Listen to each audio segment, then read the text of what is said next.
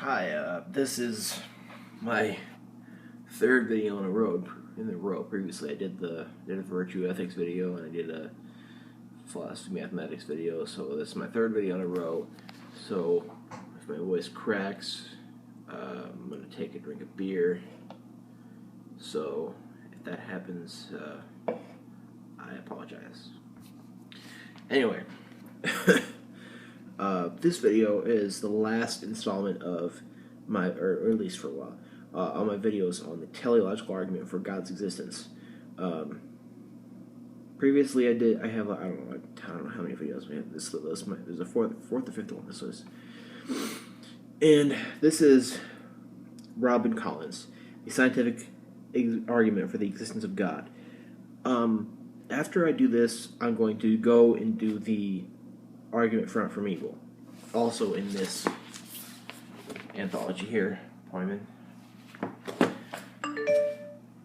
Sorry. After this, I'm going to do the argument from evil, then probably the argument from design, and we'll see where we go from there.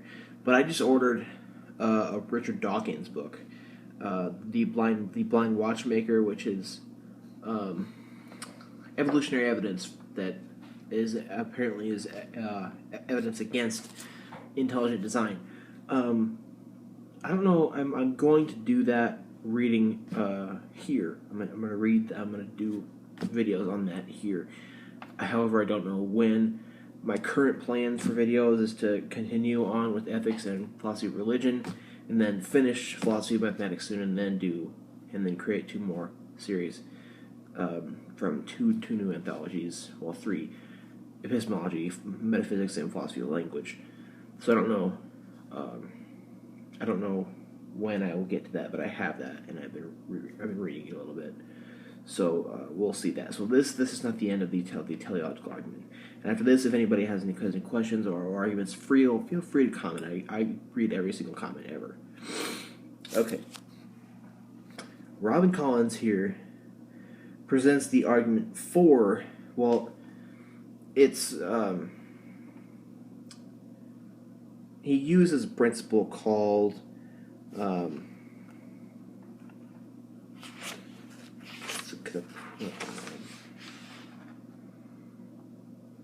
the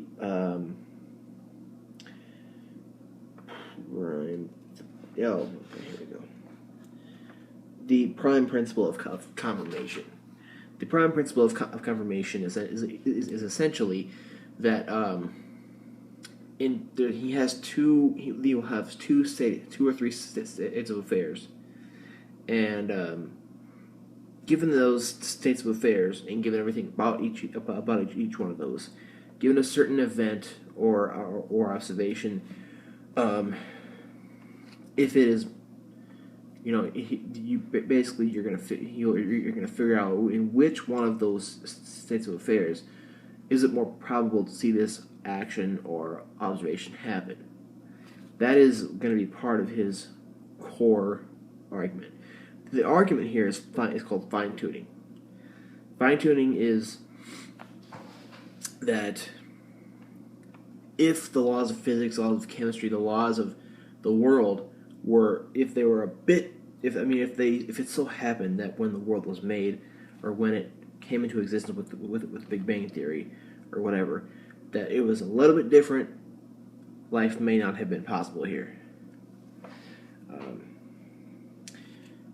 The universe is analogous to such a biosphere, according to recent findings in physics. Almost everything about the basic structure of the universe, for example, the fundamental laws and parameters of physics, and the initial distribution of matter and energy, balanced on a razor's edge for life to occur. As the eminent Princeton physicist Freeman Dyson notes, there are many lucky accidents in physics. Without such accidents, water could not exist as a liquid. Chains of carbon atoms could not form complex organic molecules, and hydrogen atoms could not form breakable bridges between molecules. In short, life as we know it would be impossible.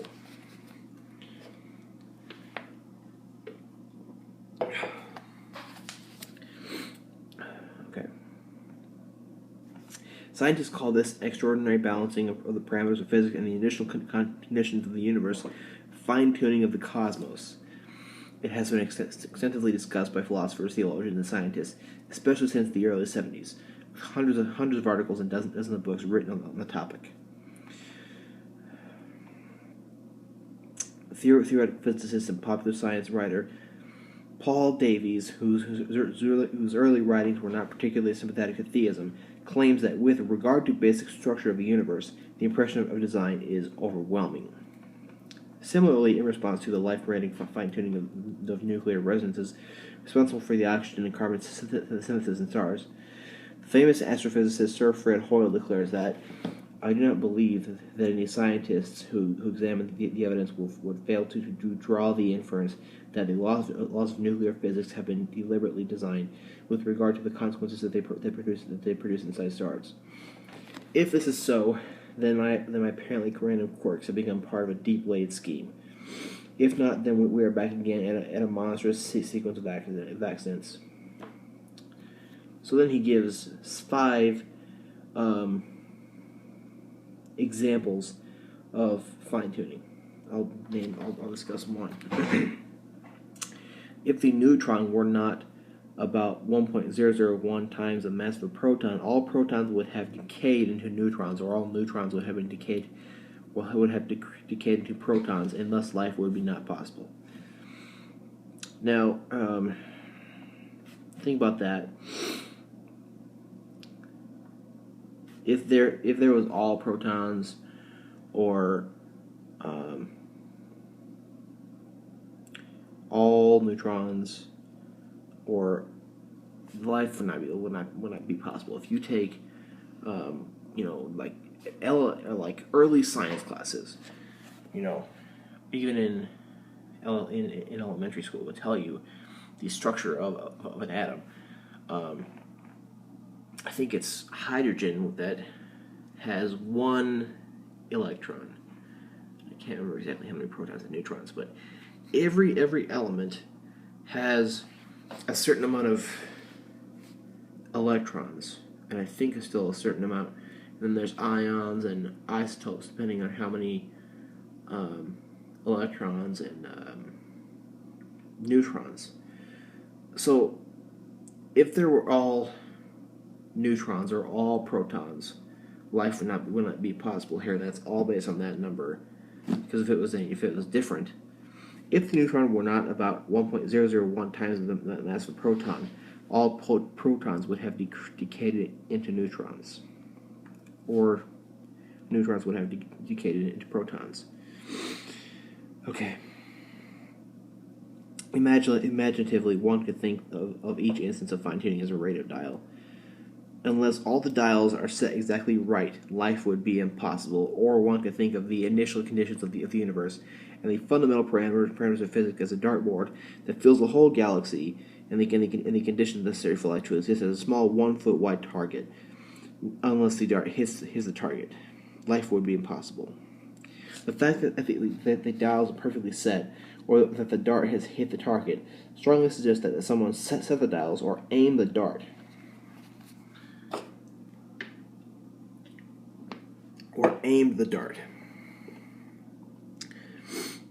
For it seems enormously improbable that such a coincidence could have happened by chance. Although individual calculations of fine-tuning are only approximate and could be in error, the fact that the universe is fine-tuned for life is almost beyond question because of a large number of independent instances of apparent fine-tuning. As philosopher John Leslie has pointed out, clues heaped upon clues can constitute weighty evidence despite doubts about each element in the pile.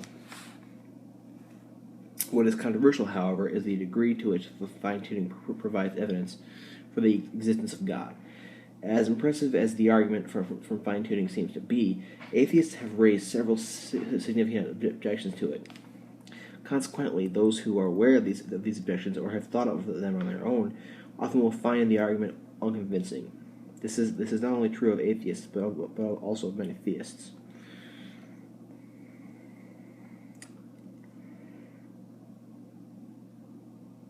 Okay. So I think, I mean, I could read these to you. Maybe I'll read another example. If the initial explosion of the Big Bang had differed in strength by as little as 1 part in 10 to the 60th power, the universe would have either quickly collapsed back on itself or expanded too rapidly for stars to form. In either case, life would be impossible.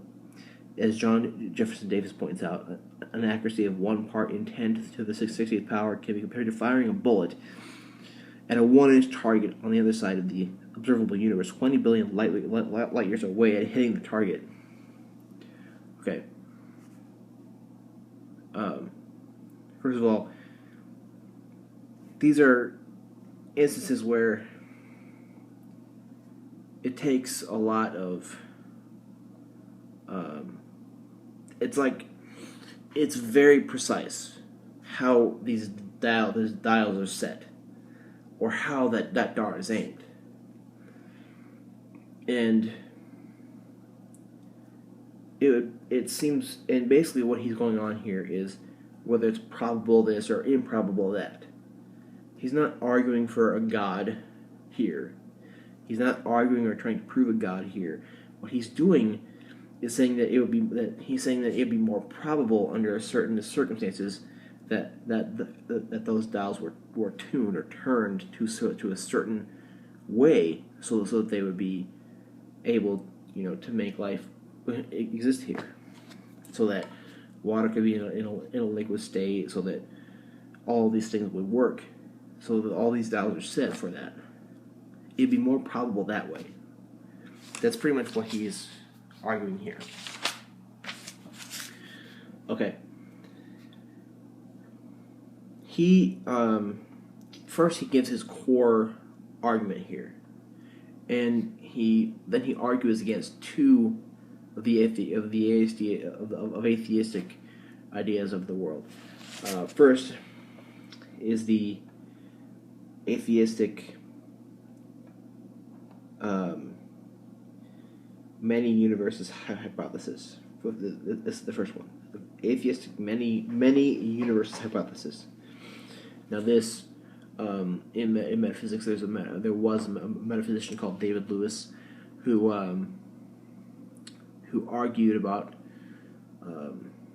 modal universes, and that's a totally different thing. But this is a similar concept of this is a similar idea.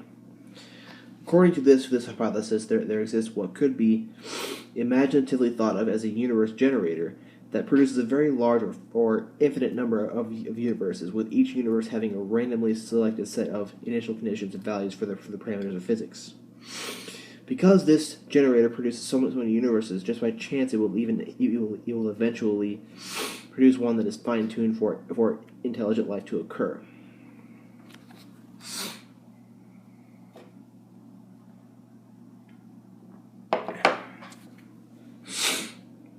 Okay, then there's the atheistic single universe hypothesis.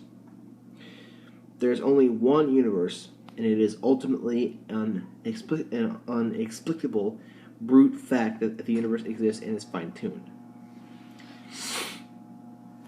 Those are the two things that he argues against, and he gives his own argument for fine-tuning, and he introduces the PPC, and then he argues against.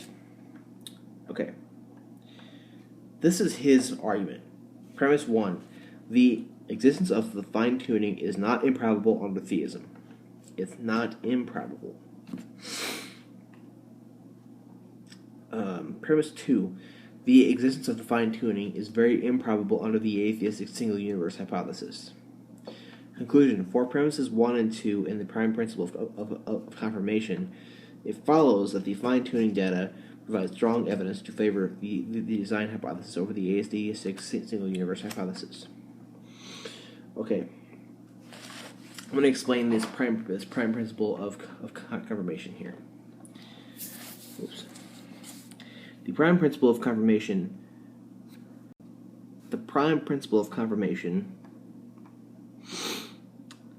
is a general principle of reasoning which tells us when some observation counts as evidence in favor of one hypothesis over another.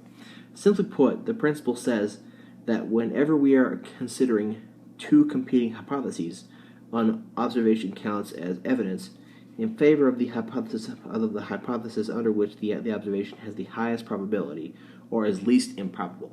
Again, this is probability or improbability here. It's given two hypotheses. The hypothesis is given a state of affairs here, given these two here, and a certain action or observation. The hypothesis will be chosen or will be figured as better if that certain observation is more probable under it. Or put slightly differently, the principle says that whenever we are considering two competing hypotheses, H1 and H2, an observation O counts as evidence in favor of H1 over H2 if O is more probable under H1 than it is under H2. Okay? Is this principle being understood? Okay. H1 and H2. There is evidence for H1 if O is more probable under H1 than it is under H2. Okay, let's go over the argument again. Premise 1: the existence of the fine-tuning is not improbable under theism. Premise 2: the existence of fine-tuning is very improbable under the atheistic single universe hypothesis. Conclusion: for premises 1 and 2, and the prime principle of confirmation, it follows that the fine-tuning data provides strong evidence to favor the design hypothesis over the atheistic single universe hypothesis.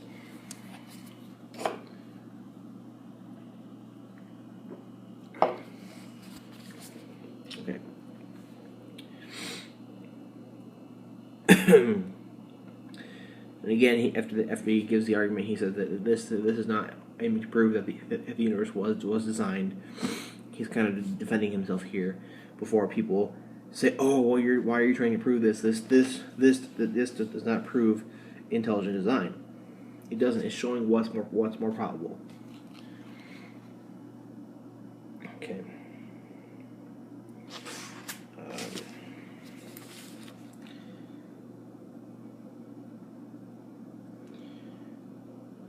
And then support for premise 1. Premise 1, which is the existence of fine-tuning is improbable under theism. Is not improbable under theism. Premise 1 is easy to support and fairly uncontroversial. One major argument in support of it can be simply stated as follows: since God is an all-good being, and it is good for intelligent conscious being to exist, it is not surprising or improbable that God would create a world that could support intelligent life. Premise 2, which is the existence of fine-tuning, is very, very improbable under the atheistic single universe hypothesis. Upon looking at the data, many people find it very obvious that the fine-tuning is highly improbable under the atheistic single universe hypothesis. And it is easy to see why when we think of the fine-tuning in terms of the analogies offered earlier. In the dartboard analogy, for example, the initial conditions of the universe and the fundamental parameters of physics are thought of as a dartboard that fills the whole galaxy, and the conditions necessary for life to exist is a small 1-foot target.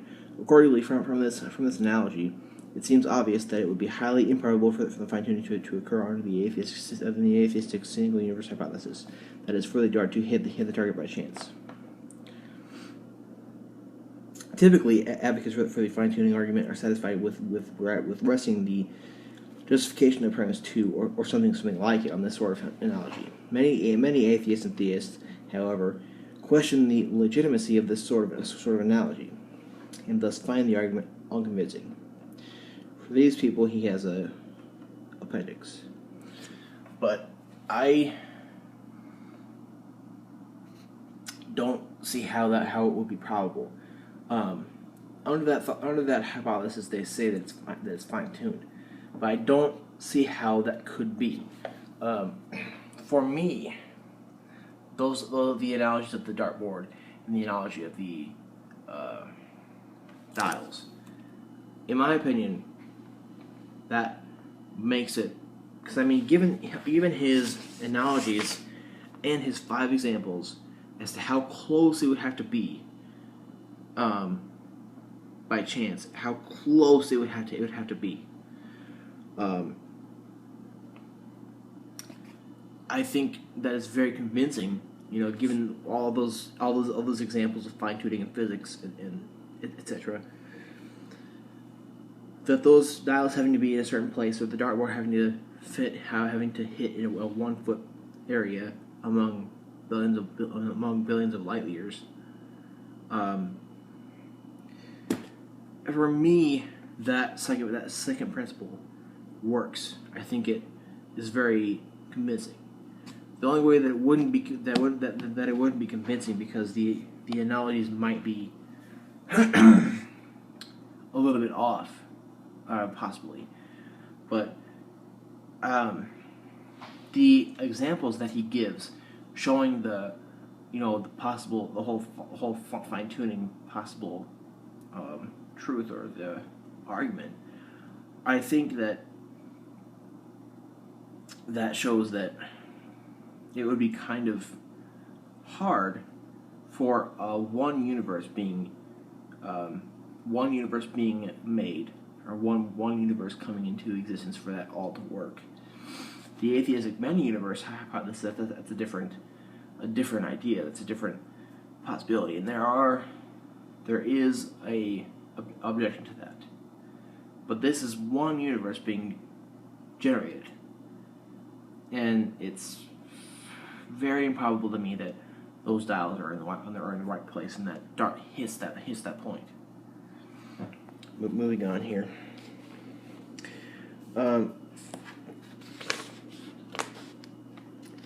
There are a few objections to the core argument that he has here.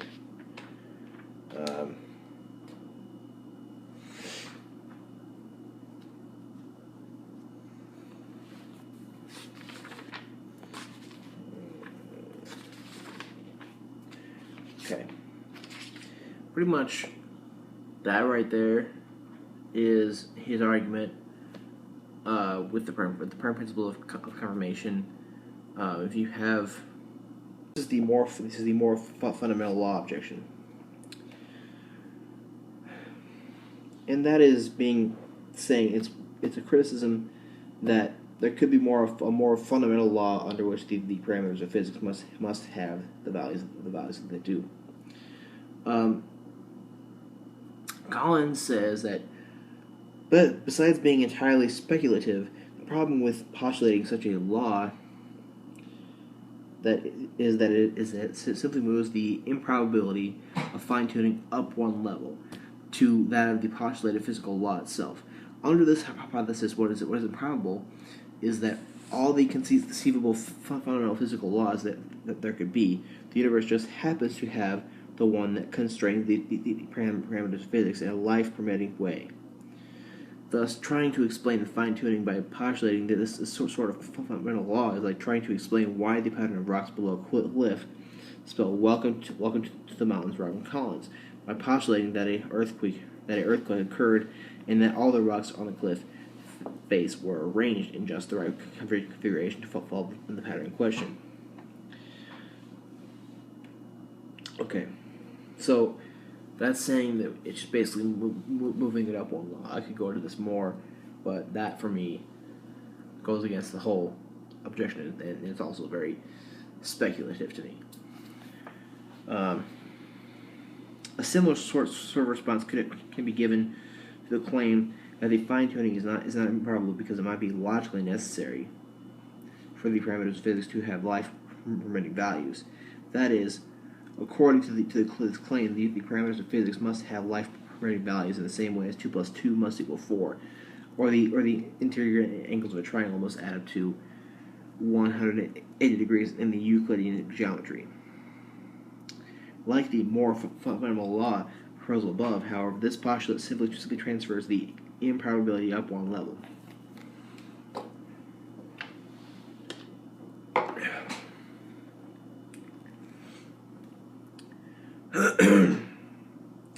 objection to other forms of life. Another objection people commonly raise to the fine-tuning argument is that as far as we know, other forms of life could exist even if the parameters of physics were different. So it is claimed that the fine-tuning argument ends up presupposing that all forms of intelligent life must be like us. The answer to this objection is that most cases of fine-tuning do not make this presupposition. Consider, for instance, the case of the fine-tuning of the strong nuclear force. If I were slightly smaller, no atoms could exist other than hydrogen. Contrary to what one might see on Star Trek, an intelligent life form cannot be composed merely of hydrogen gas. There's simply not enough stable complexity. So in general, the fine-tuning argument merely presupposes that the intelligent life requires some degree of stable, reproducible, organized complexity. So the argument never really presupposed this. And then there's the objection of the anthropic principle. According to the weak version of the so-called anthropic principle, if the laws of nature were not fine-tuned, we would not be here to comment on the fact. Some have argued, therefore, that the fine-tuning is not really improbable or surprising at all under atheism, but simply follows from the fact that we exist. The response to this objection is to simply restate the argument in terms of our existence. Our existence as embodied intelligent beings is extremely unlikely under the atheistic single universe hypotheses, but not improbable under theism, given the prime principle of confirmation. I don't find that objection worth even thinking about at all, honestly. The who designed God, the who designed God objection. This one I find very interesting. Perhaps the most common objection that the atheists raise to the argument from design, of which fine-tuning argument is one instance, is that postulating the existence of God does not solve the problem of design, but merely transfers it up one level. And this is from atheist George Smith. If the universe is wonderfully designed, surely God is even more wonderfully designed. He must therefore have a designer even more wonderful than he is. If God did not require a designer, then there is no reason why such a relatively less wonderful thing, such as the universe, needed one. That is interesting to me. The first response to the above atheist objection is to point out that atheism claims that the designer of an artifact must be as complex as the artifact design is certainly not obvious, but I do believe that their claim has some intuitive plausibility. For example, in the world we experience, organized complexity seems only to be produced by systems that already possess it, such as the human brain / mind factory, or an organism's biological parent. The second and better response is to point out that, at most, the atheist objection only works against a version of the design argument that claims that all organized complexity needs an explanation, and that God is the best explanation. But the real thing that defeats this here is that the complexity is the same from the creator to the created. The complexity is the same. In like teleological theists, or people who are lots of philosophers who argue the teleological argument will say that God is so complex, and the world He created is complex too. If you just look for a minute. Okay, those are objections that I think don't really work against the core argument against the atheistic single universe hypothesis. This is the reasons for rejecting the atheistic many universes hypothesis. And first, there's a couple possible theories in this hypothesis of how the world came about.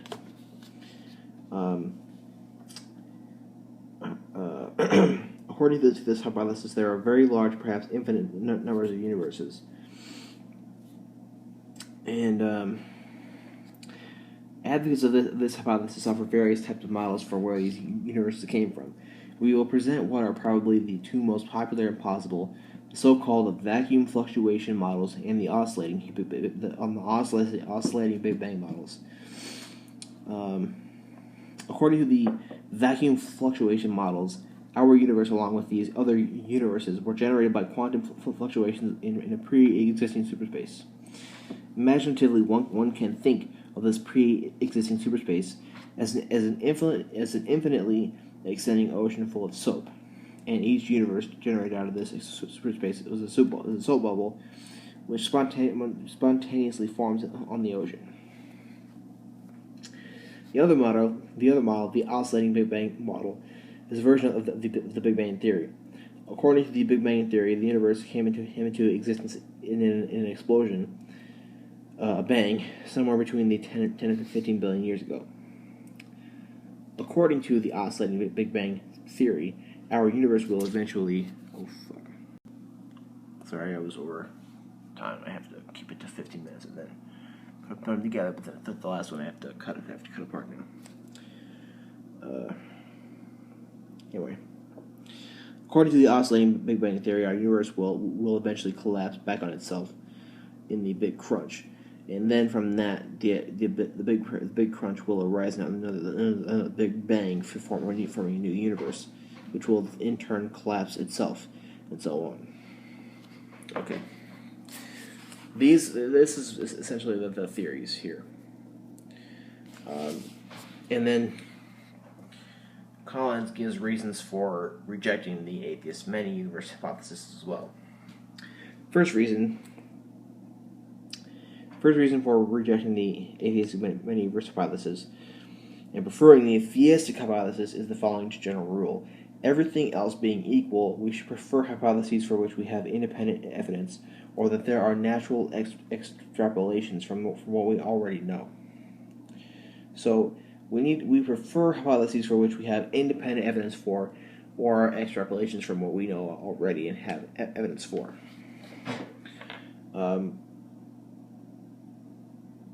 Now he goes on and he talks about natural extrapolations. Now, pretty much what is meant here is that let's say we have two hypotheses that are together and being looked at.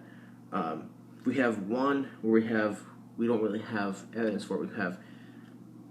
We have something that grounds it that we have evidence for, but the whole hypothesis is itself a natural extrapolation of what we know there.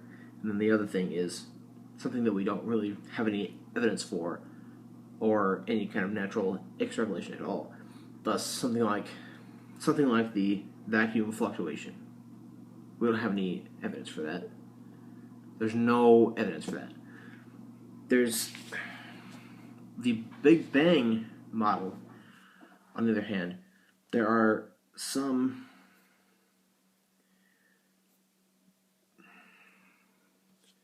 I don't want to say evidence because I don't think that there is actual evidence that proves the Big Bang Theory.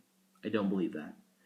What I do believe is that this is something that is probable. If we had the vacuum fluctuation and the Big Bang Theory together, the Big Bang Theory would win because there's some scientific research that could possibly point to that. And we're talking about actual science that could possibly point to that versus the vacuum fluctuation. And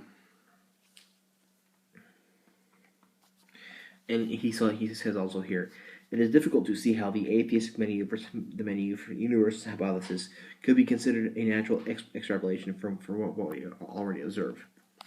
The second reason for rejecting it is that the many universes generator seems like it would need to be designed. Now he's referring to the